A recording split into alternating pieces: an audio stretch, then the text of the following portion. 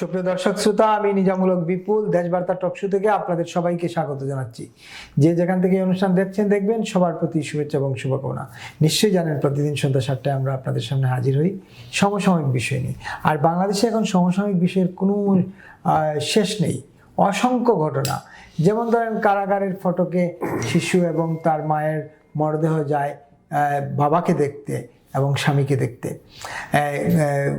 প্যারোলে মুক্তি পাওয়ার আইন থাকলেও প্যারোল পাওয়া যায় না, জানাজার সুযোগ নেই। কিংবা নির্বাচন নিয়ে ইতিমধ্যে যে প্রচারণা শুরু হয়েছে, সেই প্রচারণায় ইতিমধ্যে বাকযুদ্ধ চলছে রাজনৈতিক দলগুলোর নেতাদের মধ্যে। জামাত বেহেশতের টিকিট বিক্রি করছে, বিএনপি বলছে 71-এ যাদের বিতর্কিত ভূমিকা ছিল তাদেরকে ভোট না দিতে। এরকম নানা কথাবার্তা চলছে। এর মধ্যেই জামাতের একাধিক প্রার্থী নানা রকম বক্তব্য দিয়ে আলোচনায় এসেছেন। জামাতের এক প্রার্থী গতকালকে বরগুনায় বলেছেন, শামীম হাসান, তিনি বলেছেন যে ডাকসু ছিল মাদক ও বেশ্যাদের আড্ডাখানা, সেটি শিবিরের কারণে এখন ডাকসুতে নির্বাচিত হওয়ার পর সেটি মুক্ত হয়েছে। এই নিয়ে ইতিমধ্যে ঢাকা বিশ্ববিদ্যালয় ক্যাম্পাসে গত রাত থেকেই মিছিল মিটিং চলছে। এইসব নিয়ে আমরা আলোচনা করতে চাই। তারেক রহমান দীর্ঘ 17 বছর পর দেশের রাজনীতি এসে নির্বাচনী প্রচারণা শুরু করেছিলেন সিলেট থেকে। গতকালকে তিনি চট্টগ্রামে বক্তব্য দিয়েছেন। আবার ক্রিকেট নিয়ে চলছে, ক্রিকেটের ইতিমধ্যে কবর হয়েছে আপাতত। এই নানা বিষয় নিয়ে আমরা আজকে কথা বলবো। আজকে আমাদের অতিথি হচ্ছেন মেজর আখতারুজ্জামান, সাবেক সংসদ সদস্য, রাজনীতিবিদ। আখতার ভাই, স্বাগতম দেশবার্তা টকশোতে। নিশ্চয়ই ভালো আছেন? আল্লাহ ভালো রেখেছে, আপনাকে ধন্যবাদ। আপনার মাধ্যমে আপনার দর্শকদেরকে ধন্যবাদ। আসসালামু আলাইকুম। যে যেখানে আছেন ভালো থাকবেন, সুখে থাকবেন, শান্তিতে থাকবেন, নিরাপদে থাকবেন। আজকে আলোচনাটা শুরু করতে চাই। এটি এখনও আলোচিত বিষয় হচ্ছে বাগেরহাটের একটি ঘটনা। নিশ্চয়ই আপনি জানেন, বাগেরহাটের এক ছাত্রলীগ নেতা জেলে আছেন 10 মাস ধরে। তার স্ত্রী সন্তান মারা গিয়েছেন। কীভাবে মারা গিয়েছেন সে নিয়ে নানা কথা আছে, এই নিয়ে আমরা বলতে চাই না। কিন্তু যেটি হচ্ছে যে তার মৃত্যুর পর আর তার হাজব্যান্ডকে প্যারোলে মুক্তি দেওয়ার জন্য আবেদন করা হয়েছিল এই ছেলের পরিবারের পক্ষ থেকে, কিন্তু তার প্যারোল আর হয় নাই।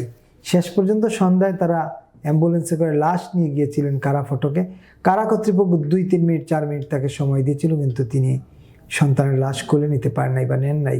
হয়তো সন্তানকে জন্মের পর দেখতেই পারেন নাই, যার ফলে এই ঘটনা, এই যে একটা অমানবিক ঘটনা, আমরা কি একেবারেই মানবিক মূল্যবোধ হারিয়ে ফেললাম কিনা, মানবিকতা আমাদের মধ্যে থেকে চলে গেল কিনা? এখন কিন্তু মানবাধিকার সংগঠনের কোনো তৎপরতা দেখা যায় না। রাজনৈতিক দলগুলোরও কোনো বিবৃতি বক্তব্য নেই এ নিয়ে। না, এটা বিবৃতি বক্তব্য দেওয়ার তো প্রশ্ন না। মানবাধিকার কমিশন জিজ্ঞাসা করেন, মানবাধিকার যারা আছে তাদেরকে আজকে কাঠগড়ায় দাঁড় করাতে হবে, তাদেরকে আজকে জবাবদিহি করাতে হবে। কেন, কি কারণে মৃতদেহ জেলখানার ভিতরে গেল? কার অধিকার আছে, কার ক্ষমতা আছে একটা মৃতদেহকে যশোর থেকে ধরে নিয়ে তাকে জেলখানার ভিতরে ঢুকানো? দেখা করতে নিয়ে গেছেন কিনা, কি করতে নিয়ে গেছেন কিনা সেটা তো পরের বিষয়। আগে আমার প্রশ্ন, মৃতদেহকে জেলখানার ভিতরে নিয়ে যাওয়ার ক্ষমতাটা এই সরকার কোথায় পেল? আমি সরকারকে প্রশ্ন করব, স্বরাষ্ট্রমন্ত্রীকে প্রশ্ন করব, আমি আইনমন্ত্রীকে প্রশ্ন করব। এটা তাদের দায়িত্ব। এটা শুধু মর্মান্তিক নয়, এটা বর্বরচিত ঘটনা ঘটেছে। এই জেলখানা যে ঘটনা ঘটেছে, এটা আমি তীব্র নিন্দা জানাই, খুব জানাই। এটা অত্যন্ত বর্বরচিত ঘটনা ঘটেছে। আমার আইনে প্যারোল আছে, যে কোনো অপরাধী করুক না কেন। মানুষ অপরাধ করবে বলে তো আইন শৃঙ্খলা, জেল, জোর। মানুষ অপরাধ করবে বলে তো বেহেশত দুজক সৃষ্টি হয়েছে। এটা তো আল্লাহ জানে যে পৃথিবীতে মানুষ পাঠিয়েছি, মানুষ সবাই ভালো কাজ করবে না। এই জন্য আল্লাহ মৃত্যুর পরেও বিধান রেখেছে, কেউ যারা ভালো কাজ করেছে তারা বেহেশতে যাবে, যারা খারাপ কাজ করেছে তাদেরকে দুজকে যেতে হতে পারে, আল্লাহ যদি ক্ষমা না করেন। সেখানে একজন লোকের, সে যত বড় হোক, সে তার বিরুদ্ধে কোনো প্রমাণিত হয় নাই, তার বিরুদ্ধে চার্জশিট হয় নাই, তার বিরুদ্ধে কোনো রকম অভিযোগ এখন পর্যন্ত দায়ের করা হয়নি, তাকে সন্দেহবশত অবৈধভাবে আটক রাখা হয়েছে। আমি অবৈধ বলবো। যে কোনো কারোর চাপে হোক না কেন, আপনি আইন শৃঙ্খলা চাপের মধ্যে নথি স্বীকার করতে পারেন না। এখানে তাকে গ্রেফতার করে রেখেছেন, সেই অবৈধ গ্রেফতারকারীকে আপনি প্যারোলে মুক্তি দিলেন না। আপনি তাকে সাথে নিয়ে যেতে পারতেন, তার জানাজা পড়তে দিতে পারতেন, তার সন্তানের, তার স্ত্রীর জানাজা থেকে বঞ্চিত করলেন। আসিফ নজরুল সাহেব, জাহাঙ্গীর সাহেব, এটা যদি আপনার বেলা হয়, আপনার স্ত্রী সন্তানের বেলা হয়, আপনার মা বাবা বেঁচে থাকলে তাদের বেলায় যদি হয়, তখন যদি আজকে না করো, আজকে তো শেখ হাসিনা তো ক্ষমতায় নাই, আজকে তো সাবেক স্বরাষ্ট্রমন্ত্রী ক্ষমতায় নাই, আজকে তো সাবেক আইজিপি জেলখানার ভিতরে। এখন তাদের যদি আপনার বেলায় যে আপনি যে ওই জন্য যাবেন না, আমি যে একদিন ওখানে ভিতরে ঢুকবো না, তার কি নিশ্চয়তা আছে? আমিও তো জেলে থাকতে পারি। তো তাহলে কি আমাকে আপনি পেরোলে আমার সন্তান, আমার স্ত্রীর মৃত্যু দিনে তাকে জানাজা পড়তে দিবেন না? তাহলে বাংলাদেশের আইনটা কেন, আইনের শাসন কেন, তাহলে আইনটা কেন রেখেছেন? এটা আমার বেলা হতে পারে। তো কেন আমি অনতিবিলম্বে এটা তদন্ত চাই? তদন্ত না, আমি আসিফ নজরুল এবং স্বরাষ্ট্রমন্ত্রীর বিরুদ্ধে তদন্ত চাই। তারা কেন যথোপযুক্ত সব ব্যবস্থা নিতে ব্যর্থ হয়েছে? প্রশাসন তো কি করবে? তারা তো ছাতি, যেদিকে বৃষ্টি আসে ছাতি ধরে। আমাদের প্রশাসন তো মেরুদণ্ডহীন প্রশাসন।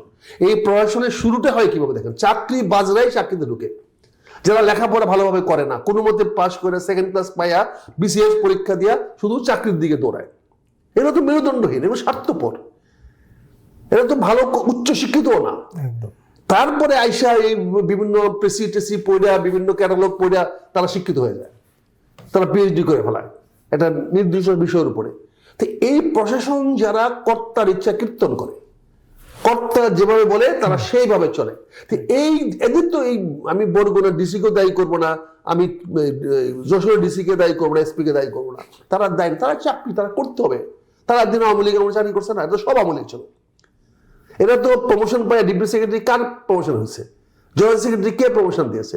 তারা তো সব আওয়ামী লীগ সরকারের, শেখ হাসিনা সরকারের অধীনেই তারা প্রমোশন পায়, আজকে অবশ্যই আসছে। আজকে সচিব থেকে নিয়ে এখন পর্যন্ত কোনো বিসিএস এর, নতুন বিসিএস থেকে যোগদান করে নাই। তার মানে বিসিএস এর সকল কর্মকর্তা তো আওয়ামী লীগের। আপনি জানেন এই বিসিএস এর ইন্টারভিউ আওয়ামী লীগের শেখ মুজিবের নাম বলতে না পারলে, তার বাবার নাম বলতে না পারলে, তার জন্মদিবস বলতে না পারলে সে চাকরি পেত না, বিসিএস তাকে ফেল করা দিত। তো আজকে যারা বিসিএস হয়ে অফিসার আছে তারা তো সব তো আওয়ামী লীগের, তারা আওয়ামী লীগের স্পন্সর। এখন তাদেরকে দোষ দিয়ে কি লাভ হবে? তারা চাকরি বাঁচানোর জন্য এখন লেবাস পরিবর্তন করছে। কালকে যদি আবার ক্ষমতার পরিবর্তন হয়, তারা আবার লেবাস পরিবর্তন করবে। কিন্তু আমার প্রশ্ন হচ্ছে, এই যে একটা অমানবিক কাজ করা হলো, এই দায় কে নেবে? আমি ডক্টর ইউনূসকে দায়ী করবো না, কারণ তার পক্ষে তো জানা সম্ভব না যে কোথায় কে মারা গেছে, তার স্ত্রীকে দেখানো হয়েছে কি না হয়েছে। উনাকে যদি তার অথরিটি যদি রিপোর্ট না করে তাহলে তো জানবে না। কারণ স্বাভাবিকভাবে একটা সংবাদপত্র প্রসেস হয়ে পেপারে আসতে 6 ঘন্টা লাগে। আপনি অনলাইনেও যদি একটা নিউজ যদি পাবলিশ করতে হয় তাও 2 থেকে 3 ঘন্টা সময় লাগে। ঘটনা ঘটার 3 ঘন্টার মধ্যে আপনি অনলাইনে দিতে পারছেন না, তাও যারা 24 আওয়ার্স কন্টিনিউ চলতেছে তাদের অনলাইনে আসবে। হ্যাঁ, আজকে ফেসবুকের বদলতে আমরা তাৎক্ষণিক রিপোর্ট পাওয়া যায়, কিন্তু সেটা তো সরকারি কর্মকর্তারা দেখতে পারেন না। ফেসবুক তো প্রধান উপদেষ্টা দেখেন না, ফেসবুক তো আর আইনমন্ত্রী দেখেন না। কাজে প্রধান উপদেষ্টা এই বিষয়টা জানেন না, এটা ওনার দায়িত্ব না। কিন্তু স্বরাষ্ট্রমন্ত্রী তো উচিত ছিল, যখন ঘটনাটা ঘটে গেছে তার এসপির তো বলা উচিত ছিল যে এই ধরনের একটা ফেসবুক নিউজ হয়েছে, আমার করণীয় কি। সে বিভাগীয় কমিশনে প্রশ্ন করতে পারতো, ডিআইজি কে প্রশ্ন করতে পারতো, ডিআইজি আইজি কে করতে পারতো, আইজি আইন সচিবকে করতে পারতো, স্বরাষ্ট্র সচিব করতে পারতো, তারা তাদেরকে মন্ত্রীদের বলতে পারতো। তো এটা তো 5 থেকে 10 মিনিটে 15 মিনিট এক্সারসাইজ, 15 মিনিটে তাকে পেরোলে দেওয়ার ব্যবস্থা করা যেত, কিন্তু হয় নাই। আমরা দেখেন আগেও কেয়ারটেকারের গভর্নমেন্টের আমলে মইনিয়ার আমলের, ফখরুদ্দিন কেয়ারটেকার আমলে দেশমাতা খালেদা জিয়ার আম্মা মারা গেছিলেন। সেখানেও কিন্তু আমাদের পেরোলে দেশমাতা খালেদা জিয়াকে মুক্ত করে আনতে, তারেক রহমানকে মুক্ত করে আনতে এবং কোকোকে মুক্ত করে আনতে আমাকে সারা রাত চেষ্টা করতে হয়েছে। আমার সঙ্গে রিজভী সাহেব ছিলেন, জানেন আমি রাতে 3টার সময় দরখাস্ত দিয়ে আসছিলাম তৎকালীন স্বরাষ্ট্রমন্ত্রী, স্বরাষ্ট্র সচিবের বাসায়, গুলশানে তার বাসা ছিল। মতিন সাহেবের, মতিন না, স্বরাষ্ট্র সচিবের, সচিবের, মতিন সাহেবের সাথে কথা বলে মতিন সাহেব বলছে পেরোল দিবে, সচিব সাহেবের সুপারিশ লাগবে, সেই জন্য সচিব সাহেবের কাছে আবেদন করে দিয়ে আসছিলাম আমরা। কিন্তু তারপরেও আমরা একটা রাতে থাকার জন্য অনুমতি পাই নাই। দেশমাতা খালেদা জিয়াকে দেওয়া হয় নাই, তারেক রহমানকে দেওয়া হয় নাই, কোকো সাহেবকে দেওয়া হয় নাই। তো এই সরকার যখনই কর্মচারীরা ক্ষমতায় যায় তখনই এই যে মানবাধিকার বিরোধী কাজগুলো করে, যতগুলা অনির্বাচিত সরকার আমরা দেখেছি, তারা সবসময় অমানবিক, তারা সবসময় জনগণের বিপরীতে দাঁড়ায় যায়, তারা কখনোই জনগণের অর্থ বুঝে না। এই ছেলেটা এমন কি মহাপাপ করেছে যে এই পাপের জন্য সে পেরোলে 1 দিন 2 দিন 3 দিন মুক্তি পাইতে পারবে না। পেরোলে রাখছি কেন তাহলে? ইংরেজ আমলেও তো পেরোলে আমরা মুক্তি পাইতাম। আমরা পাকিস্তানে গালাগালি করি, পাকিস্তানের মতো পেরোলে আমরা মুক্তি পেয়েছি। আজকে এটা কেন করা হলো আমি এটা নিন্দা জানাচ্ছি, এবং আমি আজ থেকে বলতে চাই আপনার মাধ্যমে, ইলেকশনে আর মাত্র কয়েকদিন বাকি আছে, 8 10 12, ওদিকে 12 দিন, এদিকে 6 দিন, 4 দিন, 16-18 দিন বাকি আছে। আজ থেকে আপনি বলছেন সরকার ক্রিমিনালদের জামিনের বিরুদ্ধে, আমি ক্রিমিনালদের জামিনের বিরুদ্ধে না। আজ থেকে কাউকে কোনো অপরাধ করতে না দেখলে, আইন অমান্য করতে না দেখলে, সরাসরি যদি তার আইন অমান্যের সঙ্গে জড়িত না থাকে, কোনো মামলার ভিত্তিতে আজ থেকে এই মুহূর্তে কোনো লোককে যেন গ্রেফতার না করা হয়, সে যে রাজনৈতিক দলে হয়ে না হতাম না কেন, এই গ্রেফতার বাণিজ্য বন্ধ করতে হবে আজ থেকে, অ্যাজ অন টুডে। আজকে এই 26শে জানুয়ারি সন্ধ্যা 7টায় আপনার প্রচারিত হবে, সেই 7টার সময় আমি আহ্বান জানাচ্ছি কোন রাজনৈতিক ব্যক্তি যাদের বিরুদ্ধে মামলা আছে তাদেরকে আজ থেকে গ্রেফতার করা যাবে না নির্বাচন পর্যন্ত। নতুন মামলা তো দেওয়া যাবে না। যদি কেউ অপরাধের সঙ্গে সংশ্লিষ্ট হয়, অপরাধ করে, কোনো ক্রিমিনালকে পাওয়া যায়, তাৎক্ষণিক গ্রেফতার করেন। কাউকে যদি আইন অমান্য করতে দেখেন তাৎক্ষণিক করেন, কিন্তু মামলা আছে বলে যে কোনো মামলা থাকুক, এমনকি শেখ হাসিনার সহযোগিতার মামলা আছে, তাদেরকে এই কদিন গ্রেফতার করতে পারবেন না। শেখ হাসিনাকে 1.5 বছর গ্রেফতার করতে পারেন নাই, এই আগামী 20 দিন গ্রেফতার না করলে কি হবে? আওয়ামী লীগের কোন নেতার বিরুদ্ধে, আওয়ামী লীগ হোক, জাতীয় পার্টি হোক, জামাত হোক, বিএনপি হোক, যে কোনো রাজনৈতিক দলের কোন নেতা কর্মী, এমনকি সাধারণ মানুষের বিরুদ্ধে কারো সন্দেহবশত বা মামলা আছে এই বলে গ্রেফতার করা যাবে না। এতে নির্বাচনে প্রভাব ফেলানো হচ্ছে, মানুষকে ভয় ভীতি দেখে নির্বাচনের প্রতি অনীহা সৃষ্টি করানো হচ্ছে, এক ধরনের পক্ষপাতিত্ব করা হচ্ছে। আমি আপনার মাধ্যমে আজকে অনুরোধ করব, সরকারের কাছে অনুরোধ করব, এই গ্রেফতার বাণিজ্য আজ থেকে বন্ধ করেন। কোন লোককে গ্রেফতার করবেন না, দরকার বলে আওয়ামী লীগ হোক, স্বৈরাচারী হোক, ফ্যাসিস্ট হোক, তাদেরকে এতদিন গ্রেফতার করতে পারেন নাই, কত 1.5 বছর গ্রেফতার করতে পারেন নাই, আগামী 15 দিন তাদেরকে অবশ্যই গ্রেফতার করবেন না। তাদেরকে নিরাপদে ভোট কেন্দ্রে দেন, তাদেরও ভোটের দরকার আছে। অন্তর্বর্তীমূলক নির্বাচনে আওয়ামী লীগের লোকদেরকে ভোট দিতে হবে। যারা বাংলাদেশের সরকারের বিপক্ষে আছে, যারা রাজনৈতিকভাবে আমার বিপক্ষ হতে পারে, জামাতের বিরোধী হতে পারে, বিএনপি বিরোধী হতে পারে, তাদের ভোট দেওয়ার অধিকার আছে। তাকে ভোট দেওয়ার জন্য তাদেরকে গ্রেফতার করার, হুমকি দেওয়া বন্ধ করতে হবে। থানা পুলিশরা কিন্তু ইতিমধ্যে বাণিজ্য শুরু করে দিয়েছে। ইতিমধ্যে বিভিন্ন লোককে হুমকি দিচ্ছে, ধামকি দিচ্ছে, বাইরে থাকবেন না, ভোটের সময় দেখতে চাই না। আমি অভিযোগ আনতে পারি, প্রতিটি থানার বিরুদ্ধে অভিযোগ আনতে পারি। যদি অভিযোগ চান, আমরা লাখো লাখো অভিযোগ আপনাদের কাছে পৌঁছে দিব। কিন্তু আপনি এই গ্রেফতার বাণিজ্য বন্ধ করেন। আর এই অমানবিক কার্যকলাপের জন্য আমি কখনোই পুলিশের এসপিকে দায়ী করব না, ডিসিকে দায়ী করব না। আমি চাই অ্যাকশন, আসিফ নজরুলের বিরুদ্ধে অ্যাকশন চাই, স্বরাষ্ট্রমন্ত্রী, স্বরাষ্ট্র উপদেষ্টা লেফটেন্যান্ট জেনারেল জাহাঙ্গীরের, ওনাদের চরম ব্যর্থতার কারণে এই ধিক্কারজনক, এই ন্যাক্কারজনক, এই ঘৃণিত ঘটনাটা ঘটেছে। আমি অবশ্যই এর দৃষ্টান্তমূলক একটি ব্যবস্থা দেখতে চাই। একেবারে আমরা এটা আলোচনা করতে চাই। আপনি নিশ্চয়ই জানেন যে নির্বাচন গত 22 জানুয়ারি থেকে নির্বাচনের প্রচারণা শুরু হয়েছে। প্রচারণা শুরু করেছেন তারেক রহমান সিলেট থেকে, এবং জামাত ইসলামীর আমির মিরপুরে একটা সমাবেশে বক্তব্য দিয়ে নির্বাচনের প্রচারণা শুরু করেছেন। শুরুর দিন থেকে আমরা দেখতেছি যে দুটি রাজনৈতিক দলের নেতারাই এবং এমপি ক্যান্ডিডেটরাই একে অন্যের বিরুদ্ধে বলতেছেন, কিন্তু দলের নাম নিচ্ছেন না। যেমন তারেক রহমান বলতেছেন, সিলেটে বসে বলছেন ওনারা বেহেশতের টিকিট বিক্রি করেন।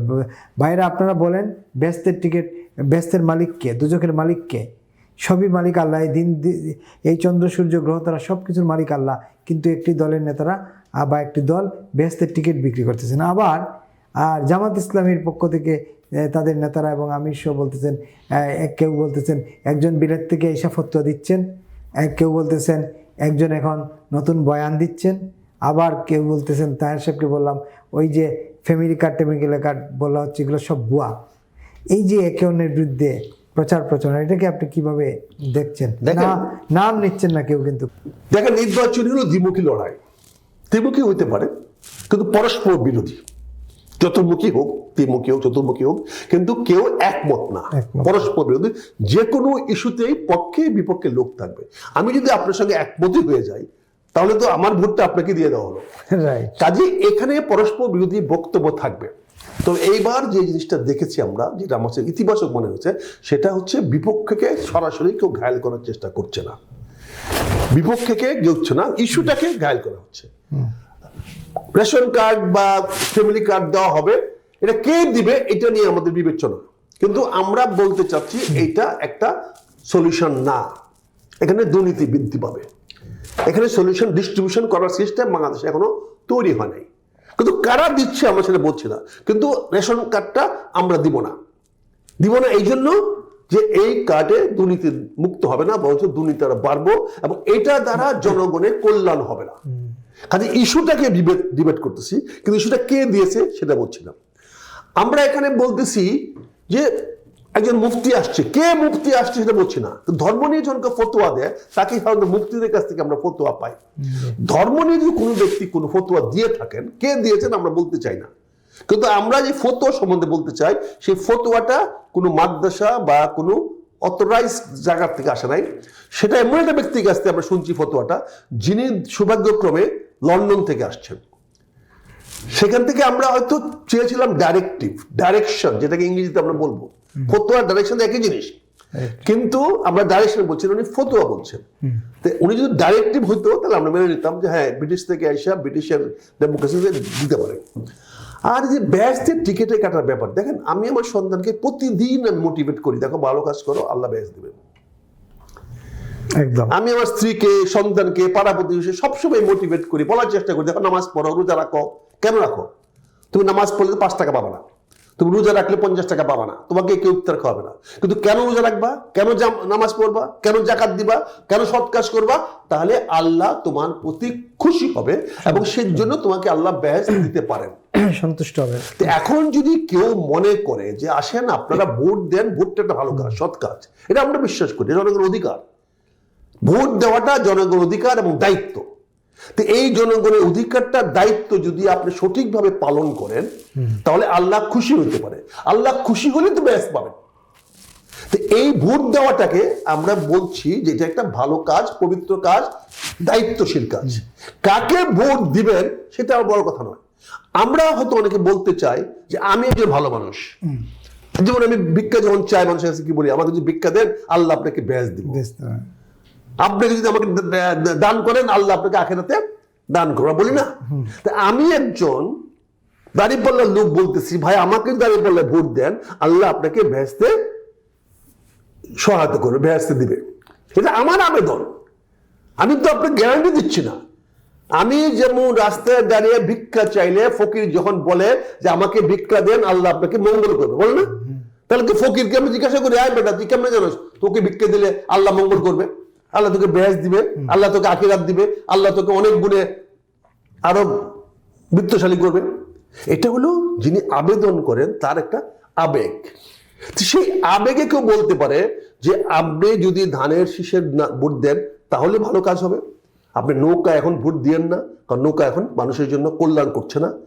তবে আপনি যদি আমাদের মার্কায়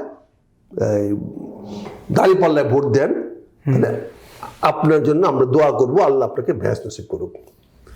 এটা আমি দোয়া করব, এটা আপনি বললেন, কিন্তু জামাত নেতারা তো সেটা বলতেছে, সেটাই বলতেছেন। আপনি সেটা যদি টুইস্ট করে অন্যভাবে নিয়ে আসেন তাহলে হবে না। জামাতের বক্তব্যটা সে ভোট ভিক্ষা চাচ্ছে, বিনিময়ে সে বলতেছে যে আমাকে ভোট ভিক্ষাটা দিলে এটা একটা ভালো কাজ করবেন, সৎ কাজ করবেন। কিন্তু আমি নিজেকে যেহেতু সৎ বলে দাবি করি, ফলে আমাকে সহায়তা করা মানে সৎ মানুষকে সহায়তা করা। সৎ মানুষকে সহায়তা করলে আল্লাহ সন্তুষ্ট হবেন, আল্লাহ সন্তুষ্ট হলে আল্লাহ আপনাকে আল্লাহ তো ভ্যাসলি দিবেন।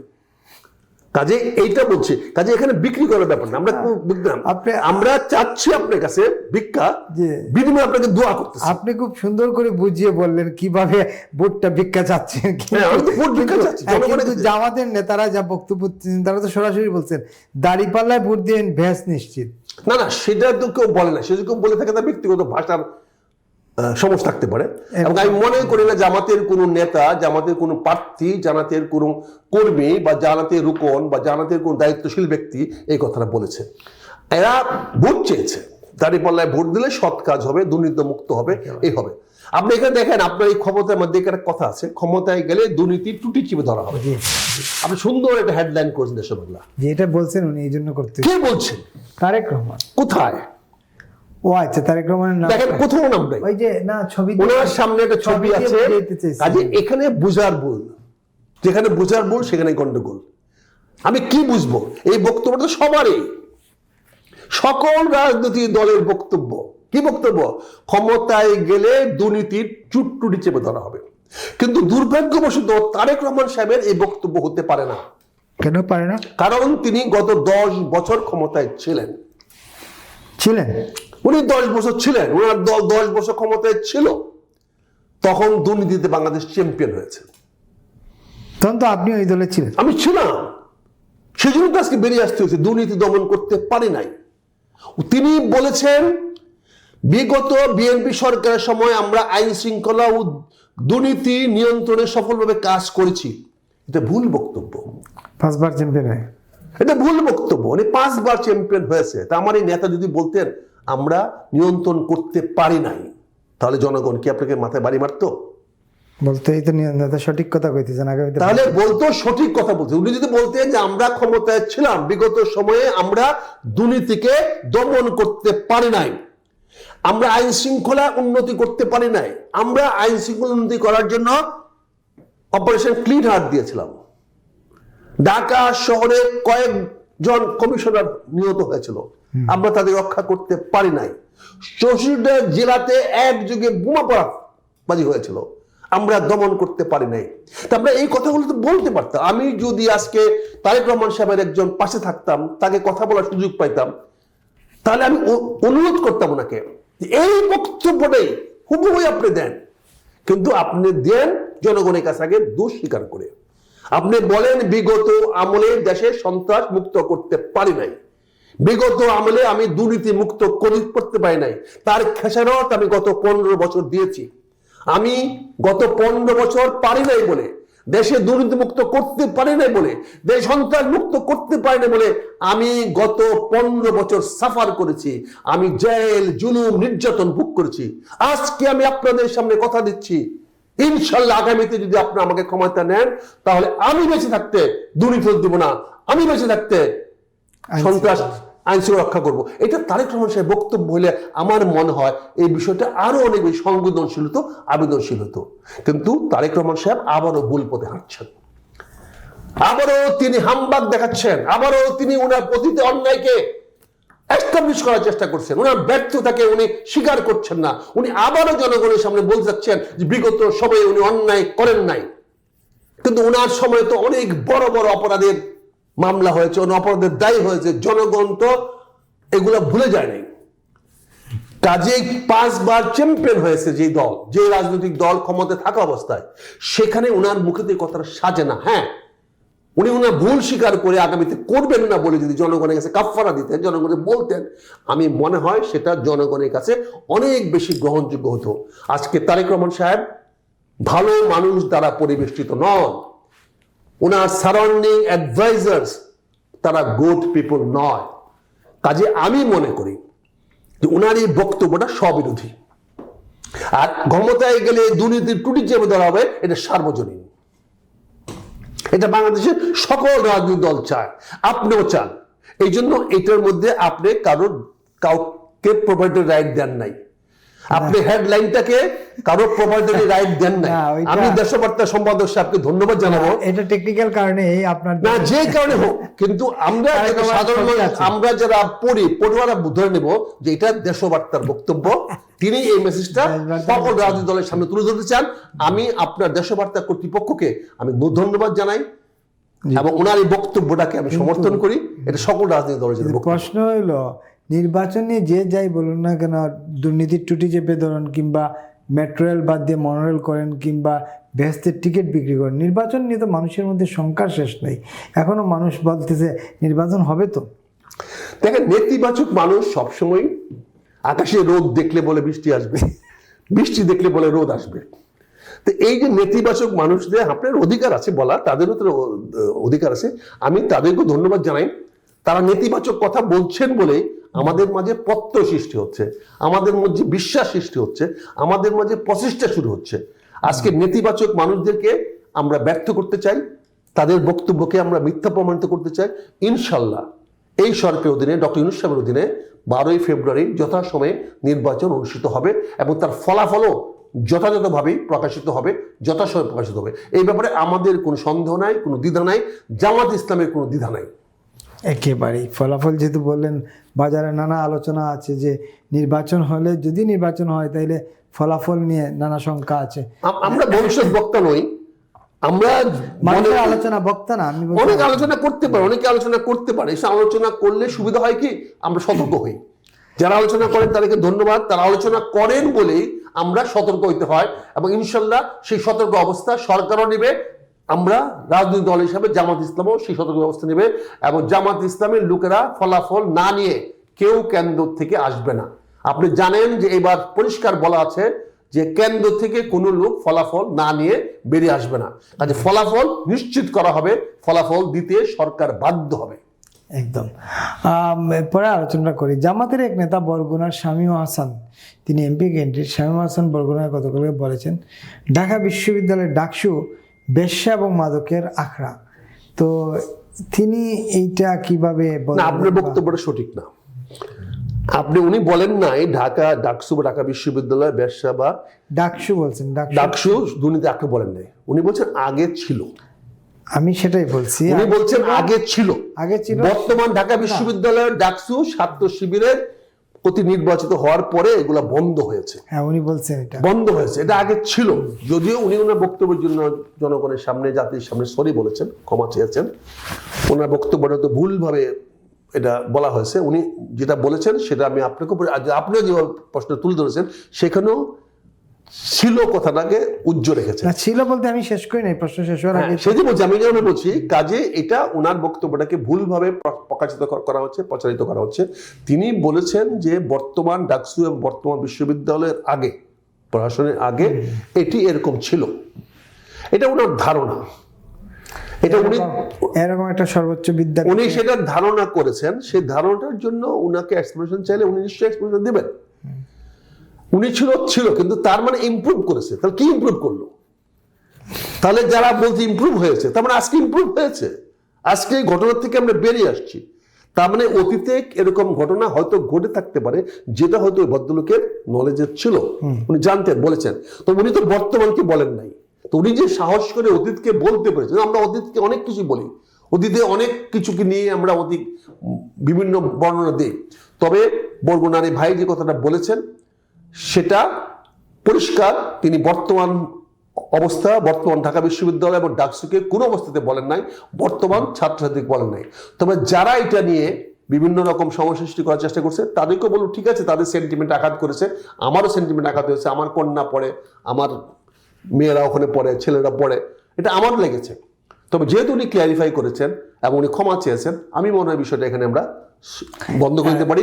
ইনশাল্লাহ আগামীতে যেন ঢাকা বিশ্ববিদ্যালয়ে এই ধরনের ঘটনা না ঘটে, কেউ যেন আগামীতে কেউ বলতে না পারে ঢাকা বিশ্ববিদ্যালয়ের দিকে, ডাকসুর দিকে কোনো প্রকার আঙ্গুল যেন কেউ তুলতে না পারে, আমি সেটা কামনা করব। একেবারেই। আমরা একটা শেষ ইস্যু নিয়ে কথা বলতে চাই। আপনি নিশ্চয়ই জানেন যে বাংলাদেশের সঙ্গে ভারতের গত 18 মাস ধরে সম্পর্ক একেবারেই খাদের নিচে চলে গেছে, তলানিতে চলে গেছে।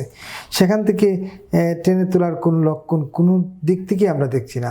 সর্বশেষ যে ঘটনাটি হলো, এই কূটনৈতিক সম্পর্কের মধ্যে খেলাকে টেনে এনে বাংলাদেশের টি-20 ওয়ার্ল্ড কাপ পর্যন্ত শেষ করে দেওয়া হলো।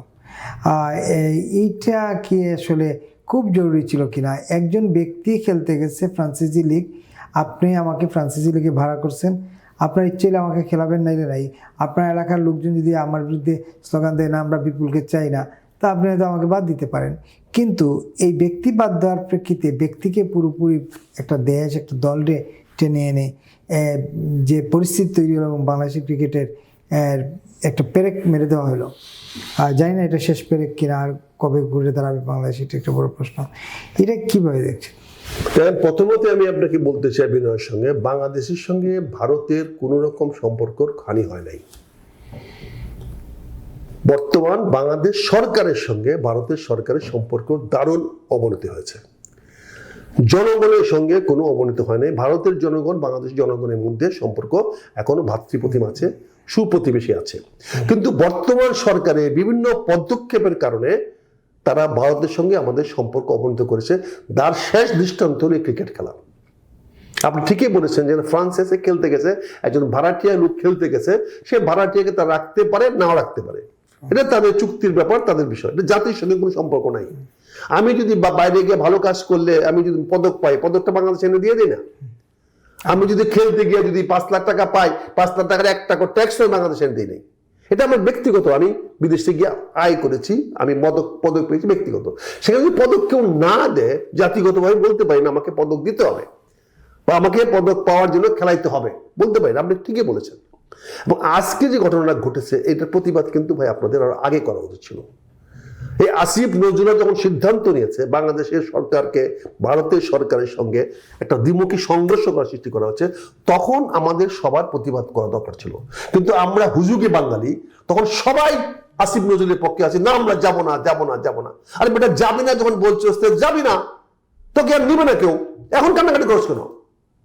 যা বেটা, তোর ক্রিকেট গুল্লা যাক, তুই তো বলছো ভারতে যাবি না, সবাই বলছো, সব বেটারা বলছো ভারতে যাবি না। তো ভারত বলছে আসিস না, আইসিসি বলছে তোর দরকার নেই, তোরা বাদ ক্রিকেট থেকে, এখন কান্নাকাটি করছ কেন? আর তোদের বাবা যে পাকিস্তান বলছে তোদের পক্ষে থাকবে, তোর বাপ পাকিস্তান এখন পক্ষে নাই কেন?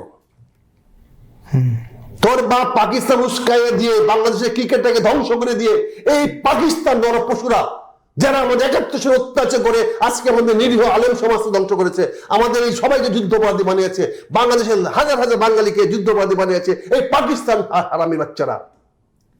তারা আজকে উস্কানি দিয়ে আপনি এই ক্রিকেট থেকে আমাদেরকে বঞ্চিত করা হচ্ছে, এটা পাকিস্তানের ষড়যন্ত্র। তখন তো প্রতিবাদ করেন নাই। কাজে আজকে যারা বলেছিলেন ভারতে খেলতে যাবেন না, এটা তাদের ব্যাপার। আসিফ নজরুল চাচ্ছে ভারতের সঙ্গে বাংলাদেশে এমন একটা খারাপ সম্পর্ক তৈরি করো যাতে ভবিষ্যতে আমরা যেন নিজের পায়ে দাঁড়াতে না পারি। আজকে ক্রিকেটকে ধ্বংস করেছে, কালকে আমাদের রাজনীতি ধ্বংস করবে, অর্থনীতি ধ্বংস করবে, আমাদের সামাজিক অবস্থান ধ্বংস করবে। এই সরকারের সঙ্গে ভারতের সরকারের সম্পর্ক খারাপ। এই জন্য ভারত সরকার বলেছে আগামী নির্বাচনে যারা এই ক্ষমতায় আসবে তাদের সঙ্গে ভারত নতুন করে সম্পর্ক গড়ে তুলবে। এটা একটা সুন্দর বক্তব্য, আমি সাধুবাদ জানাই, ধন্যবাদ জানাই। ইনশাল্লাহ আগামী নির্বাচনে যারা জয়লাভ করুক, জামাত ইসলামে বলেছে যদি তারা জয়লাভ করে ভারতের সঙ্গে যার যার স্বার্থ সংরক্ষিত করে সুসম্পর্ক বজায় রাখবে। ভারত আমাদের নিকটতম প্রতিবেশী, আমরা ভারতের সঙ্গে কোনো প্রকার বলি দিচ্ছে না। শুধু ভারত নয়, বিশ্বের কারোর সঙ্গে আমাদের বরিতা নাই। তবে আমাদের সম্পর্ক হবে নিজ নিজ স্বার্থ সমন্বিত রেখে, আমার স্বার্থ জলাঞ্জলি দিয়ে, বা আপনাকেও বলবো না আপনার সাথে জলাঞ্জলি দিয়ে আমার সঙ্গে আসবেন। আমরা যার যার সম্পর্ক যার যার স্বার্থ সুরক্ষিত করে আমরা পররাষ্ট্র তৈরি করব। এটা জামাত ইসলামের অঙ্গীকার। এটাই জামাত ইসলাম বলেছে যে আমরা কারোর প্রতি বলি নয়, আমরা সবার সঙ্গে সুসম্পর্ক বজায় রাখবো নিজ নিজ স্বার্থ সংরক্ষণ করে। কাজে আসিফ নজরুল আজকে দায়ী, ক্রিকেট খেলা ধ্বংস করার জন্য আসিফ নজরুল দায়ী। তাকে পাকিস্তানিরা শোনা যায় টাকা পয়সা দিয়ে নাকি তাকে এটা করেছে, বাজারে এটা শুনতে পাচ্ছি, এটা পাকিস্তানের ষড়যন্ত্রের। কাজে পাকিস্তানিদের ষড়যন্ত্র থেকে সাবধান থাকার বলবো। আমাদের রাজনীতি বলেন, অর্থনীতি বলেন, আমাদের স্বাবলম্বিত বলেন, আমাদের বিকাশ বলেন, সব কিছুর চরম শত্রু পাকিস্তান। পাকিস্তান কখনো চাইবে না বাংলাদেশের মানুষ পাকিস্তানের উপরে উঠুক। এটা আমাদের বাংলাদেশের প্রতিটি মানুষকে পরিষ্কার হইতে হবে, বিশেষ করে আমার আলেম সমাজদেরকে সাবধান হইতে হবে। পাকিস্তানিরা আপনাদেরকে যুদ্ধপরাধী বানিয়েছে, কিন্তু একবারও তারা বলেন নাই যে আপনারা যুদ্ধপরাধ করেন নাই। পাকিস্তানে এই দেশে আলেম সমাজকে জনগণের সামনে হীন করেছে, তাদের ভাবমূর্তি নষ্ট করেছে, কিন্তু একবারও পাকিস্তান বলে নাই যে এরা আমাদের যুদ্ধের সঙ্গে সহযোগিতা করে নাই বা এরা যুদ্ধ অপরাধী করে নাই। এই কথা পাকিস্তান একবারও বলে নাই, বরঞ্চ যুদ্ধপরাধী বানানোর চেষ্টা করছে। জামাত ইসলামে কোনো যুদ্ধ অপরাধী নাই, আলেমরা কেউ যুদ্ধ অপরাধী নয়। এই কথাটা আজকে আমাদের পরিষ্কার করে স্পষ্ট করে জনগণের সামনে বলতে হবে। এটা ভাই আপনাকে বলবো যে পাকিস্তানের ধাপ্পায় উস্কানিতে যেন আমরা আর কোনোদিন পা না ফেলি। পাকিস্তানকে প্রয়োজন পড়লে আমাদের চিরশত্রু বলে ঘোষণা করতে হবে। অসংখ্য ধন্যবাদ মেজর আখতারুজ্জামান আখতার ভাই, আপনাকে লম্বা সময় দিলেন দেশবার্তা টক শোতে। এতক্ষণ যারা দেখছিলেন দেখবেন, সবার প্রতি অনুরোধ দেশবার্তা ফেসবুক পেজটি ফলো দিয়ে ইউটিউব চ্যানেলটি সাবস্ক্রাইব করে আমাদের সঙ্গে থাকবেন। আমরা আসবো প্রতিদিন সন্ধ্যা 7টায়। আজকে আপনাদের এখান থেকেই বিদায় নিচ্ছি এবং সবাই নিরাপদ থাকবেন, সাবধানে থাকবেন। শুভ সন্ধ্যা, দেখা হবে আবার আগামীকাল অন্য কোনো অতিথির সঙ্গে। অসংখ্য ধন্যবাদ, শুভ সন্ধ্যা। ধন্যবাদ আপনাকে, ধন্যবাদ, আসসালামু আলাইকুম।